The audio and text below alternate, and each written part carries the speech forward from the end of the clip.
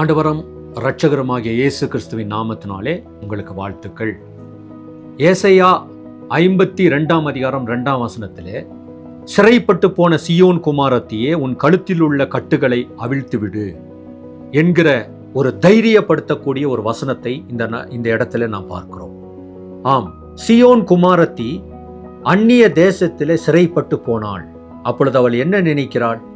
ஐயோ, எனக்கு வாழ்க்கை இல்லை, ஐயோ என்னுடைய சுக வாழ்வு அது நான் இழந்து போனேனே, என்னுடைய கழுத்தில் ஒரு பெரிய நுகம் காணப்படுகிறது என்று சொல்லி. ஆனால் கர்த்தருடைய நம்பிக்கையின் வார்த்தை வருகிறது, சீயோன் குமாரத்திக்கு, நீ உன் கழுத்தில் உள்ள நுகத்தை எடுத்து போடு, தேவன் உனக்கு விடுதலை கொடுக்கிறார்.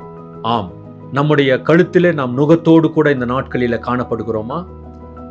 நுகத்தை முறிக்கிற கர்த்தருடைய வல்லமை இன்று நம்மேலே செயல்படுவதாக. நுகத்தை முறிக்கிற கர்த்தருடைய வல்லமை நம்முடைய பிள்ளைகள் மேலும் நம்முடைய குடும்பங்களின் மேலும் செயல்படுவதாக.